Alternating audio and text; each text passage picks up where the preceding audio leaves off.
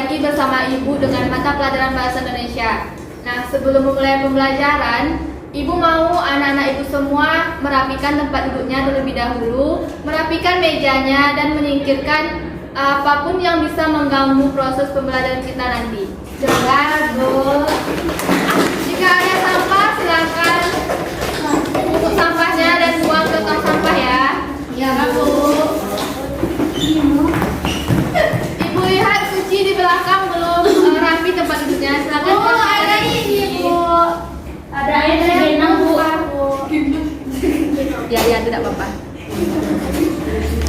Baiklah, sebelum memulai pembelajaran, sebaiknya kita berdoa terlebih dahulu. Silakan ketua kelas pimpin doanya.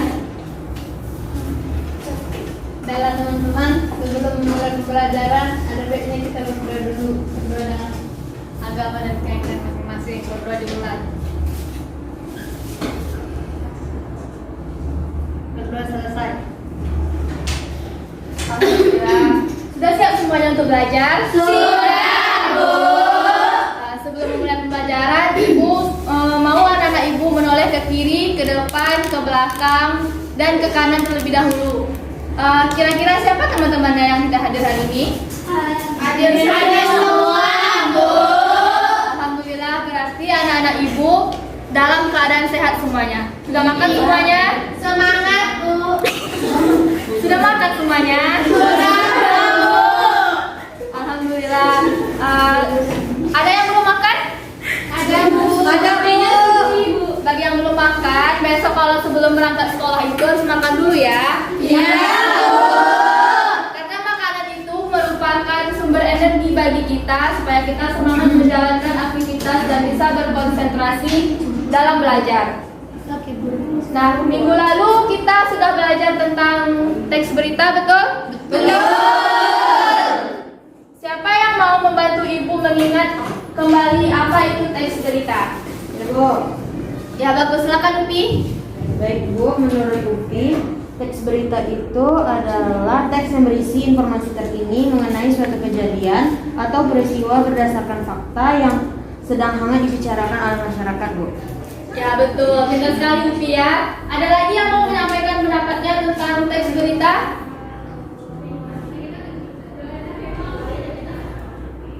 Ada tidak? Tidak ada ya.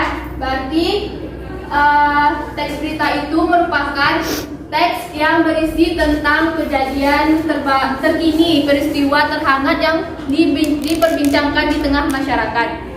Nah, Ibu lihat anak-anak Ibu sudah paham mengenai materi minggu lalu. Sekarang kita akan masuk kepada materi kita pada hari ini. Sebelum masuk kepada materi, Ibu akan memperlihatkan sebuah video. Silakan diperhatikan ya. Iya, Bu.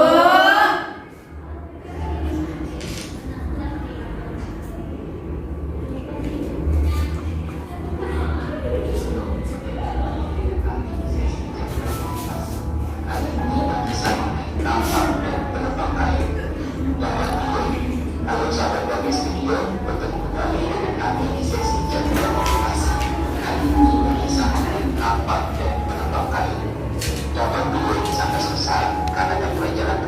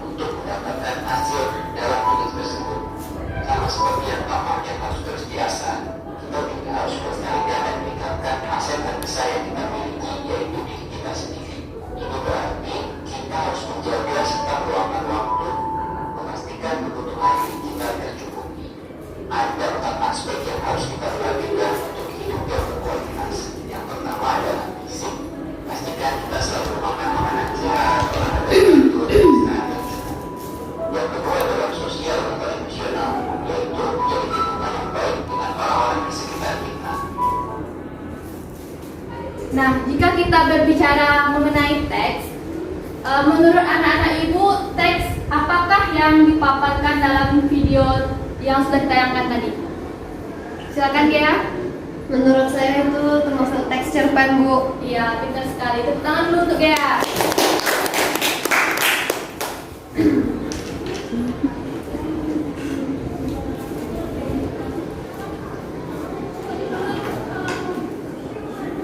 Nah, hari ini kita akan belajar tentang teks cerpen. Teks cerpen ini merupakan teks yang cukup familiar di kalangan kita. Apakah dari anak-anak ibu sudah tahu apa itu teks cerpen? Silakan Erima. Teks cerpen merupakan teks cerita pendek yang habis dibaca sekali dulu, Bu. Ya, benar. Untuk lebih jelasnya, Ibu akan menjelaskan materi mengenai teks cerpen melalui Salindia. Silakan diperhatikan ya. Ya, Bu.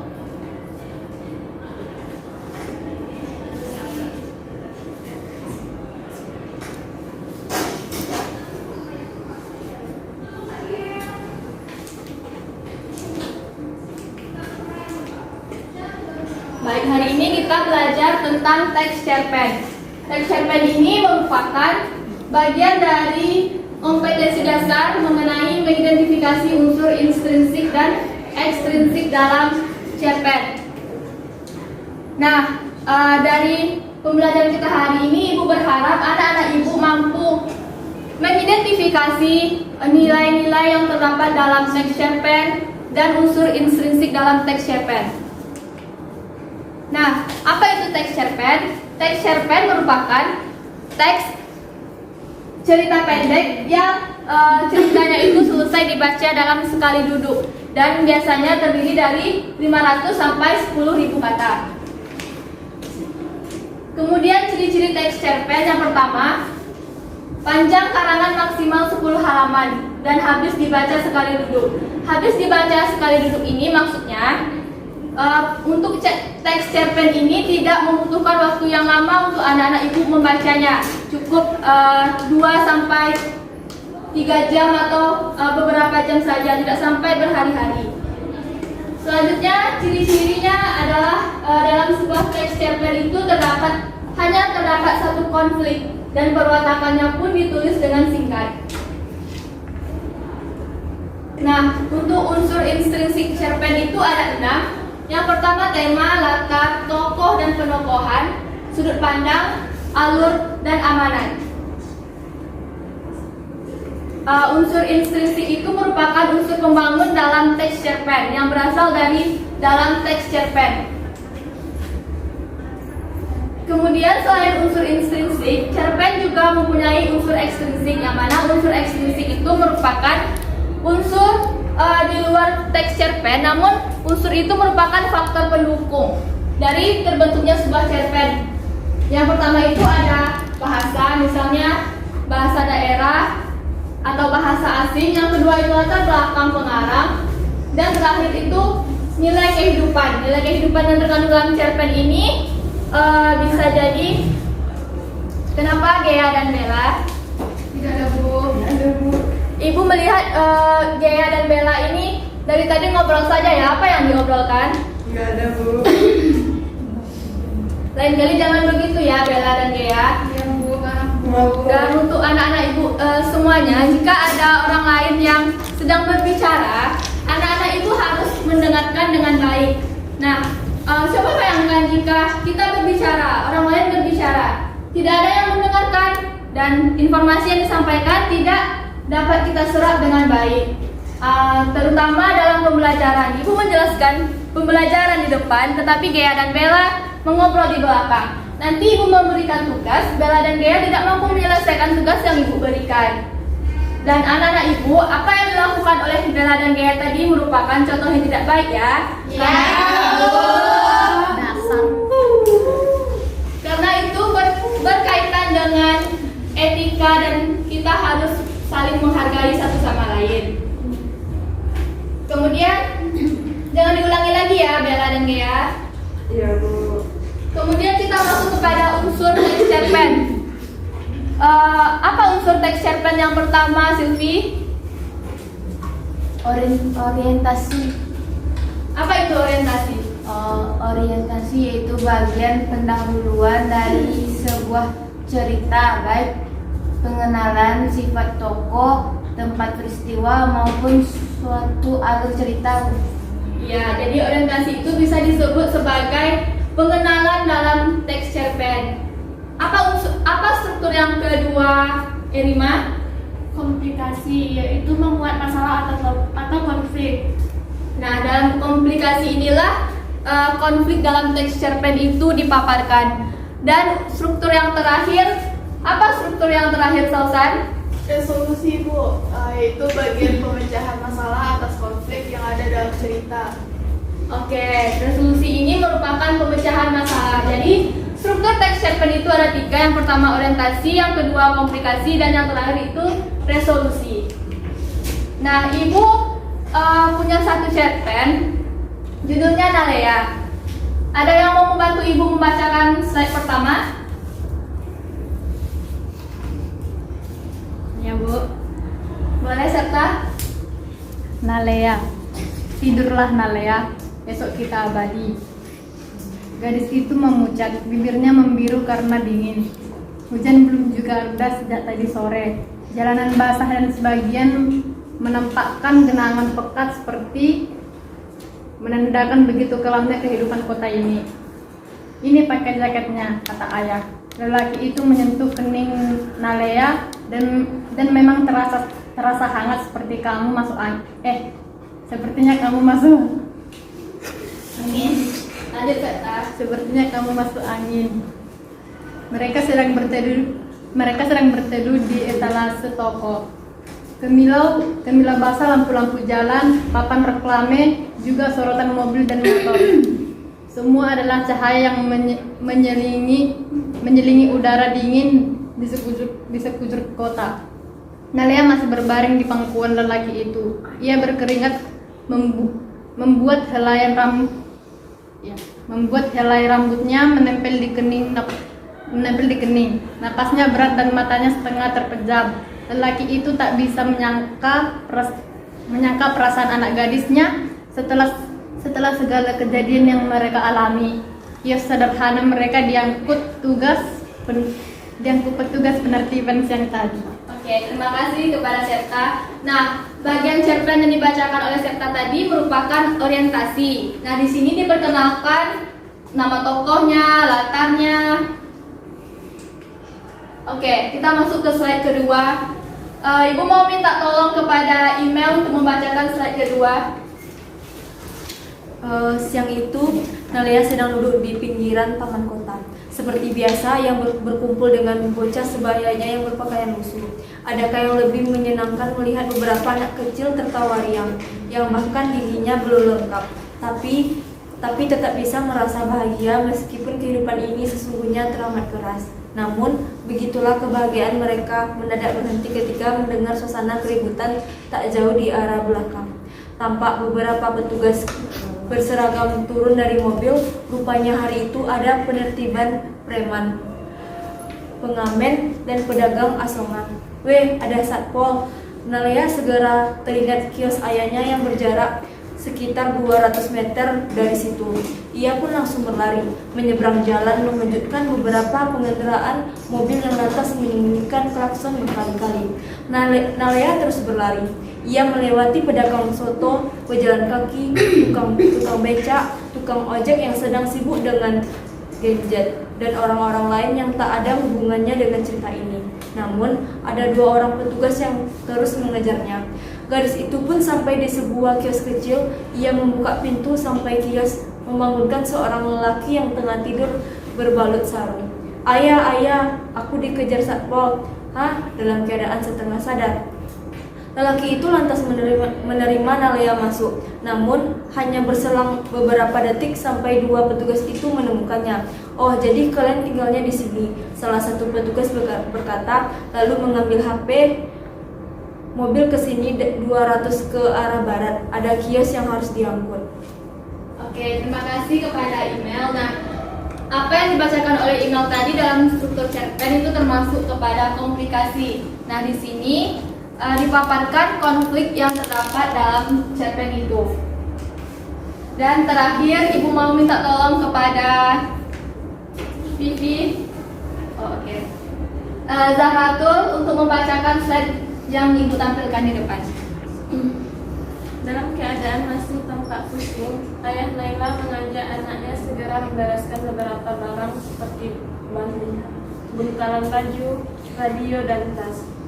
Mereka harus buru-buru pergi jika tidak ingin dibawa ke panti sosial. Loh, hei, mau kemana? Lelaki itu menggendong Naila dan segera menyelinap di pagar. Maka keduanya pergi sambil sesekali menoleh pada petugas yang sibuk merobohkan kios-kios semi permanen itu.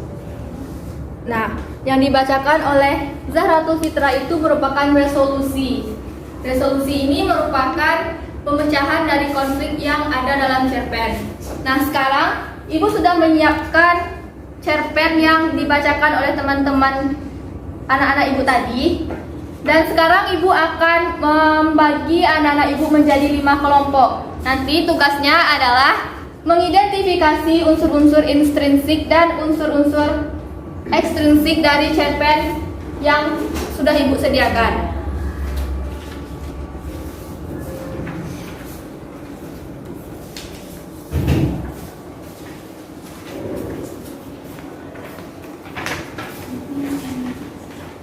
Baiklah, untuk pemilihan kelompok yang akan mempresentasikan hasil diskusinya nanti, kita akan mengadakan sebuah permainan. Anak-anak Ibu masih ingat permainan yang pernah kita permainkan di minggu lalu? Dan lupa. Waktu kita bermain sambung huruf akhir kata, masih ingat? Ingat. Baiklah, hari ini kita akan bermain seperti itu lagi, tetapi bedanya karena anak-anak Ibu berkelompok, jadi tidak boleh melempar permainan kepada teman-teman sekelompoknya. Jadi harus melemparkan permainan kepada kelompok lain. Paham? Paham, Bu. Oke. Sudah siap diskusinya? Sudah, Bu. Baiklah, Ibu mau tema permainannya nama-nama negara. Kita hanya bermain selama 2 putaran ya. Ya, Bu. Udah siap? Siap, Bu. Argentina untuk Erima. Amerika untuk Sepa. Afrika untuk Maya. Ayo Maya. Aduh, negara Afrika. Nanti habis waktunya. Ayo Maya. Arab untuk Dania. Belanda untuk Susan. Australia untuk Zalatul.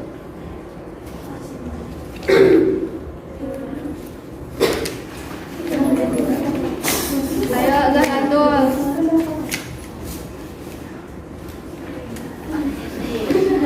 Sepertinya Zahratul tidak dapat menjawabnya. Ayo hitung sama-sama. 1, 2, 3. Oke, kelompok 2 ya. Siapa perwakilannya yang membacakan unsur intrinsik? Ayo, unsur intrinsik. Oke, Bu. Silakan Bella. Tema dalam cerpen berjudul Nalea adalah kesabaran. Latar tempatnya di pinggiran Taman KTA di sebuah kios. Waktunya sore hari, suasana menegangkan. Alur yang dipakai dalam cerpen tersebut adalah alur campuran. Tokohnya Nalea dan ayah. Nalea cekatan dan ayah penyayang. Sudut pandang menggunakan orang ketiga. Amanatnya bersabar pada setiap keadaan adalah hal yang selayaknya dilakukan jika terjadi sesuatu yang tak seperti yang diinginkan. Oke, benar ya apa yang disampaikan oleh kelompok Bella. Beri tepuk tangan dulu. Nah, sekarang untuk untuk unsur ekstrinsik. Kita mulai lagi permainannya sekali lagi, siap? Tema permainan kali ini adalah nama-nama hewan. Nyamuk untuk Upi. Kepiting untuk Suti. Gajah untuk Vivi. Harimau untuk Ina. Udang untuk Septa.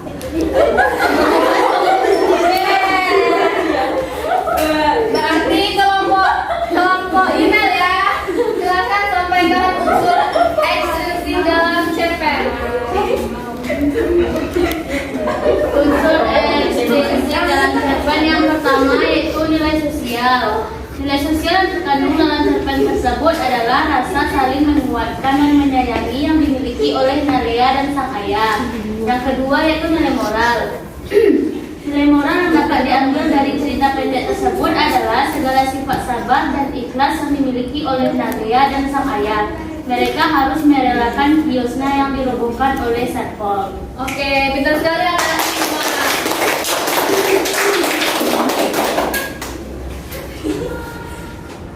Oke, baiklah. Sebelum kita akhiri pertemuan kita pada hari ini, Ibu mau bertanya, siapa yang mau menyimpulkan apa yang telah kita pelajari hari ini?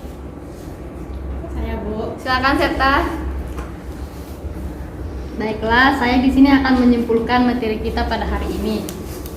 Yang pertama, teks cerpen merupakan sebuah teks cerita pendek yang habis dibaca sekali duduk. Kemudian, unsur intrinsik teks cerpen itu ada tema, latar, alur, tokoh dan penokohan, sudut pandang dan amanat. Unsur intrinsik ada bahasa, latar belakang pengarang, dan nilai-nilai kehidupan yang terkandung dalam teks cerpen. Oke, terima kasih Septa. Nah, betul ya apa yang disampaikan oleh Septa. Jadi, teks cerpen itu merupakan teks yang habis dibaca, teks cerita pendek yang habis dibaca sekali duduk dengan jumlah kata dari 500 sampai dengan 10.000. Nah, sebelum Ibu tutup pembelajaran kita pada hari ini, ada yang mau ditanyakan? Tidak, berarti anak-anak Ibu sudah paham semua ya? Oke, untuk minggu besok kita akan membahas tentang ciri kebahasaan dari teks cerpen. Jadi silakan anak-anak Ibu bacakan buku-buku yang ada di perpustakaan ya. Ya. Baik, terima kasih untuk hari ini. Jaga kesehatan dan sampai jumpa di pertemuan berikutnya. Assalamualaikum warahmatullahi wabarakatuh.